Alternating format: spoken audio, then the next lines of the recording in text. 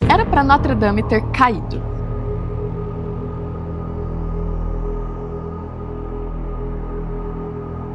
Durante séculos, ela sofreu com reformas, abandono, guerra, poluição, revolução e desgaste. E em 2019, quando o mundo viu aquela agulha despencar em chamas, parecia que tudo tinha chegado ao fim. Mas a catedral não caiu. E é aí que começa a parte mais impressionante dessa história. A Notre Dame não sobreviveu por sorte. Ela sobreviveu porque, por trás da beleza, havia um sistema estrutural criado para desafiar o tempo. A pergunta é: como uma construção medieval conseguiu desafiar quase 900 anos de tempo, peso e fogo? E a resposta começa com um problema que pouca gente percebe quando olha para essa fachada. Antes de virar cartão postal de Paris, a Notre Dame era um desafio brutal de engenharia. A construção começou em 1163, na Ile de la Cité, no coração de Paris. O objetivo não era simples: erguer uma catedral gigantesca usando basicamente pedra, madeira e vidro. De forma técnica, era uma dor de cabeça, porque a pedra é resistente, durável e trabalha muito bem a compressão. Mas ela tem um problema sério: é vulnerável à tração, à flexão e aos esforços laterais. E uma catedral gótica faz exatamente isso com a estrutura. Os construtores medievais não queriam apenas erguer uma igreja bonita, eles estavam enfrentando um desafio estrutural enorme. Como elevar toneladas de pedra em abóbadas cada vez mais altas, abrir grandes vãos para vitrais e, ao mesmo tempo, controlar os empuxos que ameaçavam empurrar a catedral para fora e derrubar tudo? E a resposta não estava em um único recurso, estava na forma como eles fizeram cada material trabalhar. A pedra formava o corpo principal: pilares, paredes, arcos, abóbadas e apoios. Ela dava estabilidade, massa e permanência. Mas essa mesma pedra era pesada demais para ser usada de qualquer jeito. A madeira entrava principalmente na cobertura. O antigo telhado ficou conhecido como a Floresta, por causa da enorme quantidade de peças de madeiras usadas ali.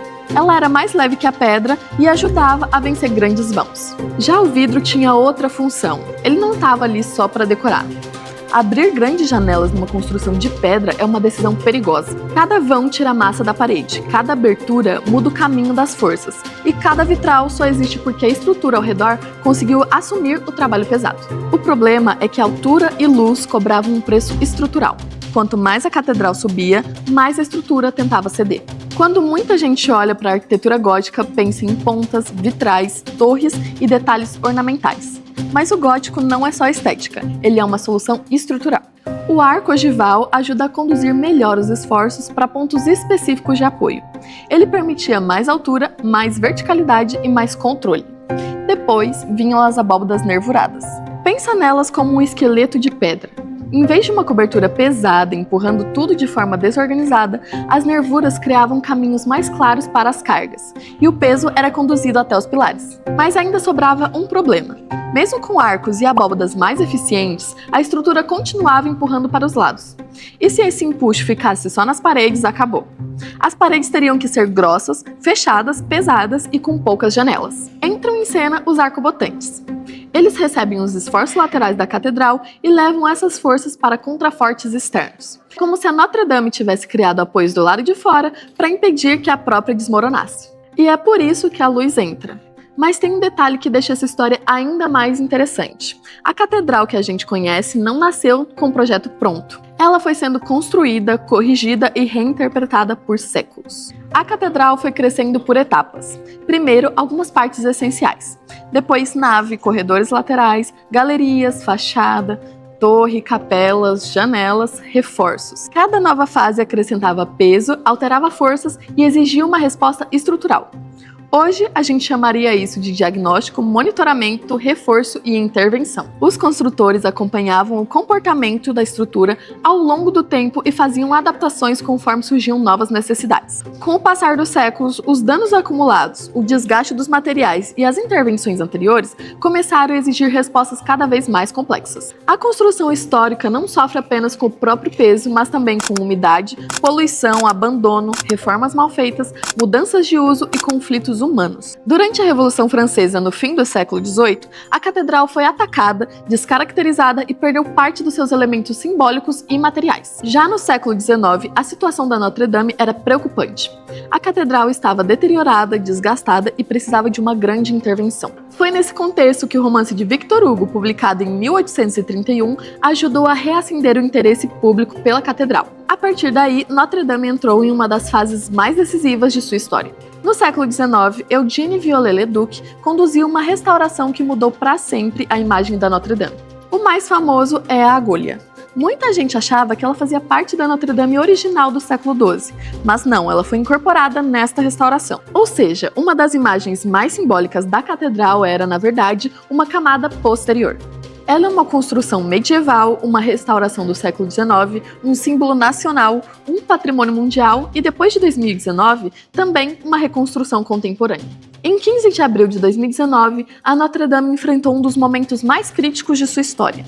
O fogo atingiu a cobertura, destruiu grande parte da estrutura de madeira e provocou a queda da agulha. Para quem acompanhava as imagens, havia uma dúvida real sobre até que ponto a catedral conseguia resistir. A cobertura estava comprometida, parte da estrutura estavam expostas e ainda era necessário entender os efeitos do calor, da queda de elementos e da água usada no combate ao incêndio. Apesar dos danos, a catedral não colapsou. As torres permaneceram de pé e uma parte importante da estrutura principal resistiu, mas o risco não terminou quando o fogo foi controlado. A partir dali, começou uma etapa decisiva: estabilizar o edifício, avaliar as abóbadas, escorar áreas frágeis, proteger partes expostas e remover elementos instáveis. Depois do incêndio, surgiu uma discussão importante. A Notre Dame deveria ser reconstruída como era antes ou receber uma intervenção contemporânea? A decisão foi restaurar a catedral respeitando a configuração anterior ao incêndio, incluindo a recomposição da cobertura e da agulha inspirada na restauração de Viollet-le-Duc. A restauração exigiu a combinação de técnicas tradicionais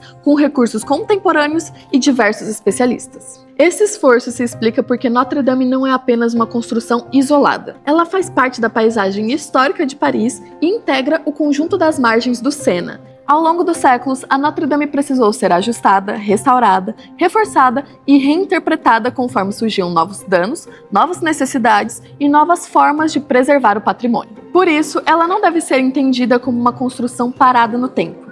A catedral é resultado de várias camadas: a obra medieval, as mudanças posteriores, a restauração do século XIX e a reconstrução depois do incêndio de 2019. Sua importância está justamente nesta continuidade. A catedral permanece porque sua estrutura foi capaz de resistir, mas também porque diferentes gerações souberam intervir para que ela continuasse existindo. Se você gosta de enxergar as grandes construções além da fachada, entendendo as decisões de engenharia, os materiais, os riscos e as soluções que fizeram uma obra atravessar séculos, entre para a comunidade da Movimente. Lá você encontra conteúdos, cursos e materiais gratuitos para continuar aprendendo sobre engenharia, arquitetura e construção. Se você gostou desse vídeo, não esquece de deixar o seu like, se inscrever no canal e ativar o sininho para continuar de olho nos próximos vídeos. E comenta aqui: qual construção histórica você quer ver no próximo Engenharia por Trás?